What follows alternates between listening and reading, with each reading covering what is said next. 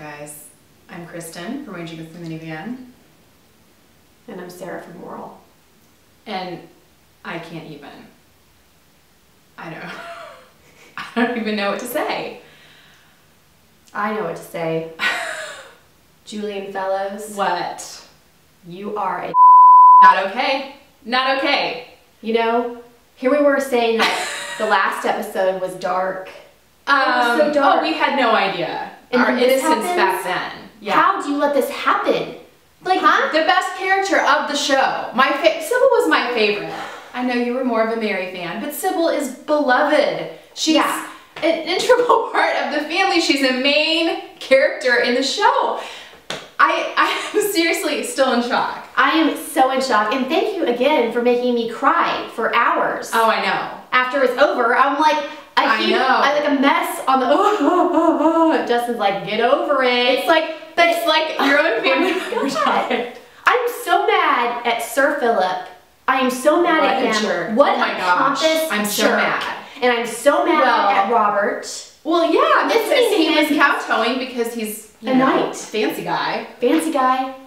Okay, I really have to say, watching this episode and the build up to there's something wrong, I just kept thinking, oh, this is really dramatic and it'll be resolved. I mean, I kept waiting for him to have some kind of seizures and I'm alive. Oh, it's all okay. Like, I can't believe I know. it. And I mean, there's always like the little seed of doubt. Like, I'm like, oh my gosh, is she gonna die? Is she gonna die? Like, but like even that she delivered, she was fine. So you think everything's gonna be fine, and then all of a sudden she goes into seizures, and it's all Sir Philip's fault. Oh my gosh! And it was such a gruesome death. Like the seizures. I mean, it was so brutal to watch. And Branson's like beside himself. Oh my gosh! I mean, they're repeating.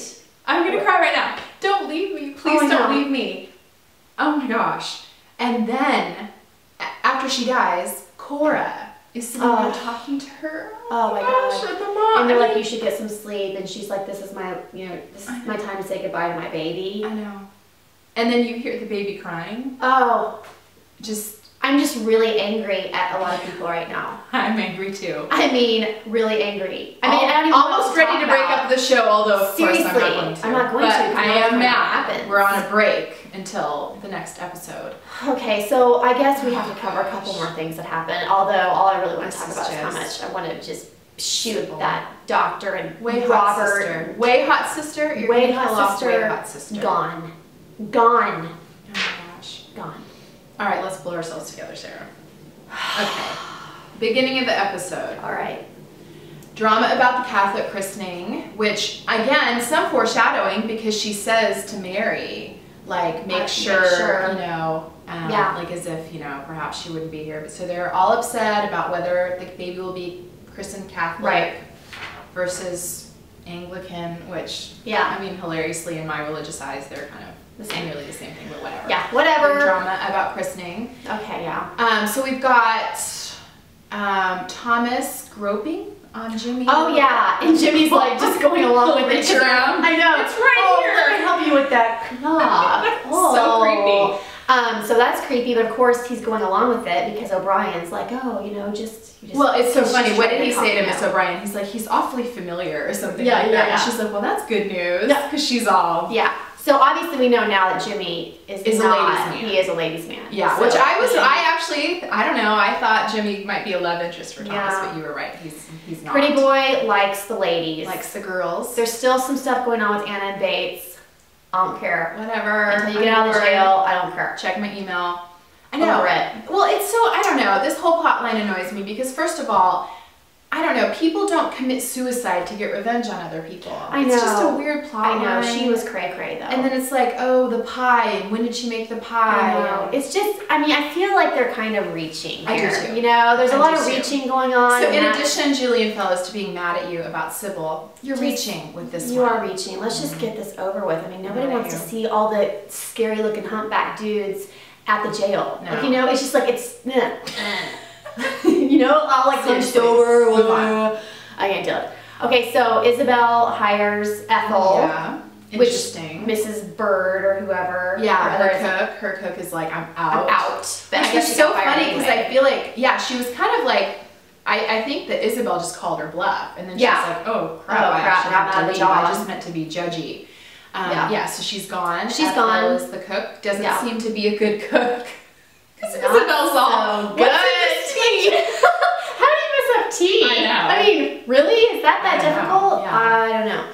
So what else is going? Oh, Matthew. Oh, Matthew has the little aside with Sir Philip, meanie doctor, saying, are my man parts working? Are my man parts working? Because I was paralyzed, which I totally forgot that he was like paralyzed. God, okay. No, I forgot that too. And then he's all pompous again, like, oh, you know, anxiety is the #1 issue. La, la, la, la, la. Okay, so that's whatever. And then Matthew is trying to figure out the estate stuff, which it sounds like, again, Mr. Grantham's not been a great businessman. Right. I mean, Matthew says something to Tom like, he equates being businesslike with being mean. So it sounds like he's like Mr. Softy landlord, letting people basically live for free. Right. And Matthew's going to need to whip them into shape and get them working. But Matthew shouldn't be thinking about all these things, don't you think? Like, he kind of got in trouble for talking about this. Yeah. But he needs to be. Somebody has to. Well, I know, but like right after she died. Oh, that's true. Okay, you know, it was just like he was still thinking about the thing. Yeah. And let's mourn for a little bit. Mary was pissed. Which I would be too. Mary's being a stand-up girl about this Branson stuff and the baby. Yeah, she is. That's surprising. I like that because she's even almost, it seems like, you know, she's really in their corner opposed to Robert's. That is true. You know? I agree. So, okay, Edith gets her column. Edith gets her column, which I love. But then again, Lord Grantham, he's not my favorite person right now. No. Because in addition to basically killing one daughter, he made Edith feel so crappy. He I was know. like, well, they're basically buying your name. Right. Like, as if she's not a good writer. Right. Oh, Lord Grantham. Oh, Lord Grantham, you are such a bugger. Yeah. Okay, so, and then there's the downstairs. The love quadrangle going on downstairs. Which again is surprising to me because, okay, Ivy, I think, is clearly the cuter of the two girls. But she likes Alfred, who I think, like, if I had my pick, I would be going Jimmy. I'm surprised that Ivy... No, Ivy does like Jimmy. Ivy's flirting with Jimmy. But Alfred, you know what? Let me help you out here with my love quadrangle sheet. What do we think about this? Okay, so Daisy likes Alfred. Daisy is in love with Alfred. Alfred is in love with Ivy. Oh, okay. Ivy is in love with James. So Alfred does not like James because of Ivy, and Daisy does not like Ivy because of Alfred. Yeah. It's very confusing. And then there's little Thomas and then there's Thomas who's in love with James. And he loves James, but James, we don't know. I don't know. James loves himself. That's what we think. He's beautiful. So, you know, I can have these, you know, print out and send to everyone if you need them. I know they're we'll put this on the site. We'll put this on the site. You can pin it. Yeah. For future reference. Yeah, exactly. Yeah, exactly. So the love quadrangle, we'll see what happens with that. But it's funny, too, because Daisy got her new position, and so she's barking orders at Ivy just because she's mad because of Alfred. Yeah. And what did Miss Patmore say? You're all in love with like the wrong person. Yeah. She said something like that. Yeah. You're all in love with the wrong people. Yeah. It's confusing down there. Very confusing. What else? Okay, Mr. Carson's being super judgy about Ethel. Super judgy. What? But he's just a judgy dude, but we still love him. I still know that, I mean, this time period, freaking, like, what is she supposed to do? I know. She's trying to get herself out of prostitution. Where is she supposed to go, Mr. Carson? Right, Mr. Carson's. I know. What is your plan of action for her? Mr. Uppity Up. But I just, every single time I want to get mad at him, I just think about him polishing that silver on the last episode, you know, singing at the end. He has a big heart, and he for some people loves. Oh, but you know what else I just thought about too? Thomas's reaction to Sybil dying. He was really upset. I just remember this.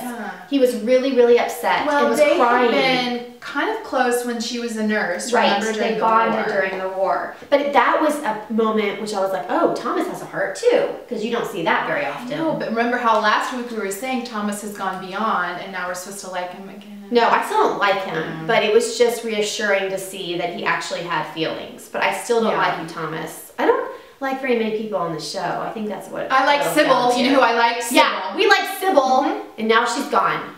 So thanks a lot.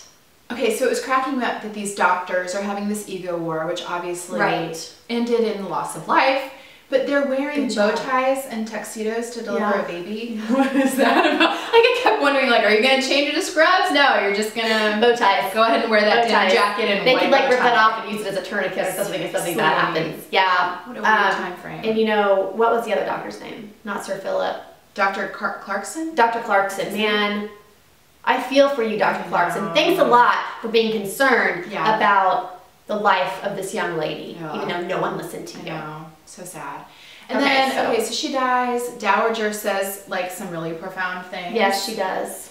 Cora, obviously, clearly pissed at her husband, which should wouldn't be. Get out of that bedroom. Yeah, I don't know how you get over that. But the Dowager says, you know, she said something really profound, like, in the absence of someone to blame or something to blame, we turn to each other and then we turn on ourselves. Yeah. I know. So sad. All in all, it was just sad. I mean, I don't even know how they're going to turn this around. They better make this next episode really peppy. Because otherwise, I'm writing a letter. I know. Oh, I'm writing a letter. We'll make a video for me. And then Thomas at the end, like, peering out the window, holding his baby daughter. Oh, jeez, Louise. What is going to happen? Just stick the dagger through my heart. All right, so. All in all, how are you guys coping with the death of our beloved way hot sister? Way hot sister, we will miss you. Rest in peace.